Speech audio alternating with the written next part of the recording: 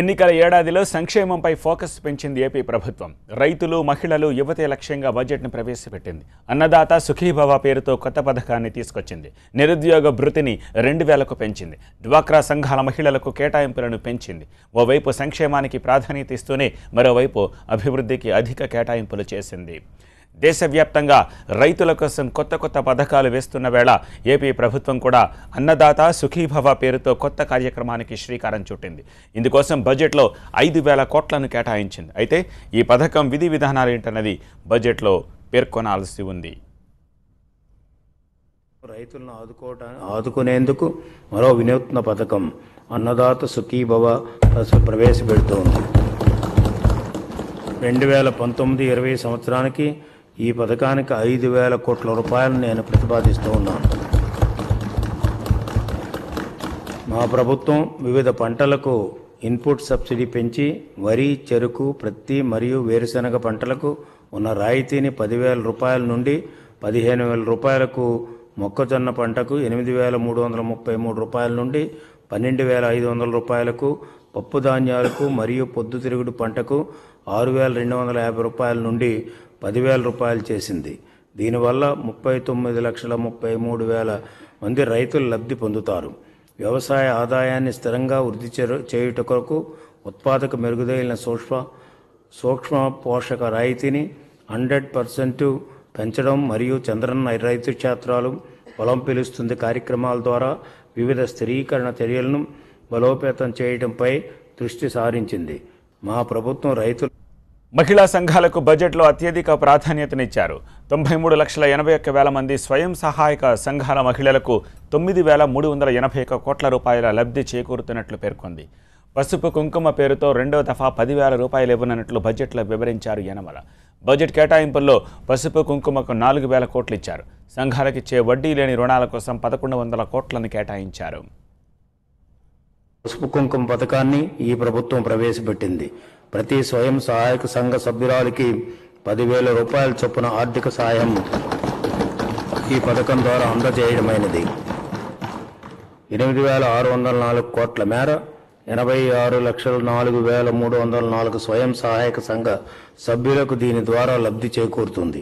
డ్వాక్రా మరియు మెహ్మా ఆడపడుచుల అందరి బాధ్యత భుజాన ఎత్తుకున్న అన్నగా గౌరవశ్రీ ముఖ్యమంత్రి నారా చంద్రబాబు నాయుడు గారు స్వయం సహాయక సంఘాల ఆర్థిక సాధికారతకు నడుం కట్టారు.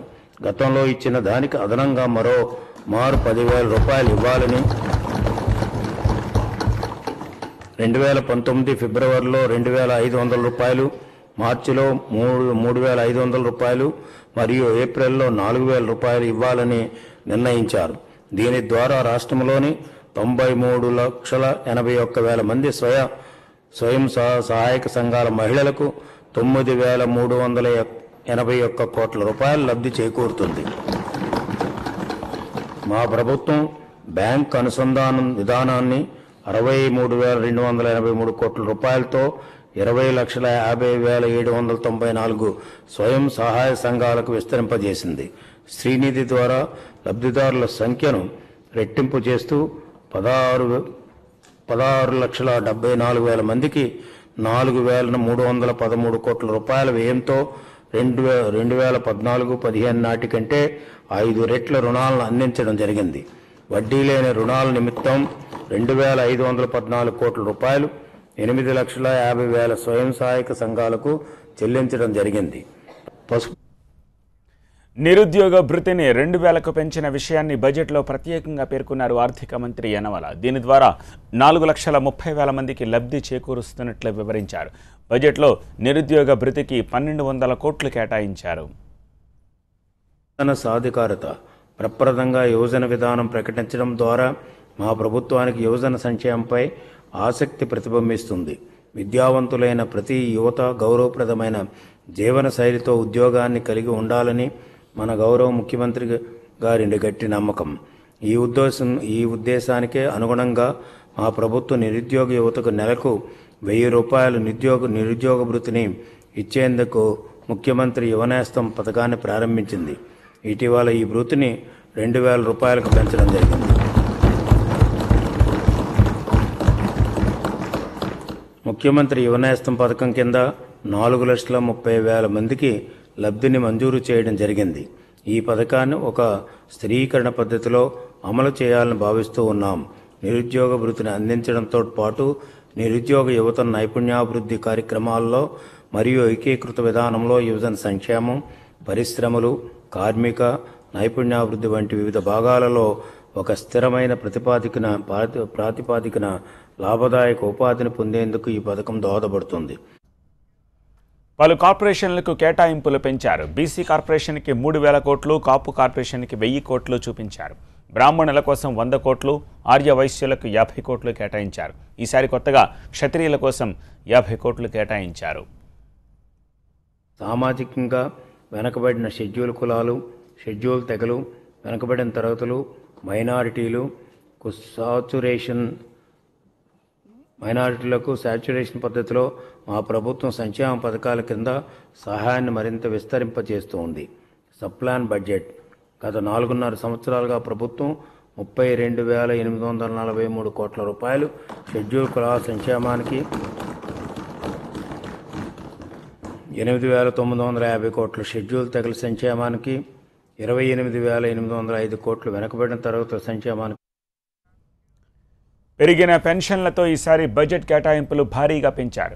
వృద్ధులు, వితంతువుల పెన్షన్ల కోసం 10,401 కోట్లు కేటాయించారు. దాదాపు 150% దీన్ని పెంచారు. వికలాంగుల పెన్షన్ల కోసం 2,000 కోసం 108 కోట్లు, ఎయిడ్స్ బాధితుల కోసం 100 కోట్లు కేటాయించారు. టీఆర్ భరోసా పెన్షన్లు అత్యంత బలహీన వర్గాలకు గౌరవప్రదమైన జీవితం కలిగించడం పెద్ద కొడుకుగా తన బాధ్యత అని గౌరవ ముఖ్యమంత్రి గారి విశ్వాసం. అందుకనుగుణంగా అధికార పగ్గాలు చేపట్టగానే వృద్ధులకు, వితంతువులకు, నేత కార్మికులకు, గీత కార్మికులకు, HIV సోకిన వారికి పింఛను 200 నుండి 1,000 రూపాయలకు 5 రెట్లు, దివాంగులకు 500 నుండి 1,500కు 2 నుండి 3 రెట్లకు పెంచడమైంది.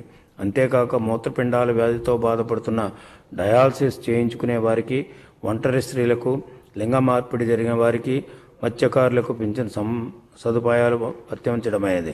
తద్వారా గత 4 సంవత్సరాలకు 24,618 కోట్ల వ్యయంతో 50,51,000 మందికి లబ్ధి చేకూరింది. అంతేకాక డప్పు కళాకారులకు నెలకు 1,500 రూపాయల చొప్పున, సాంప్రదాయ చర్మకారులకు 1,000 రూపాయల చొప్పున పింఛను చెల్లిస్తూ ఉన్నాం.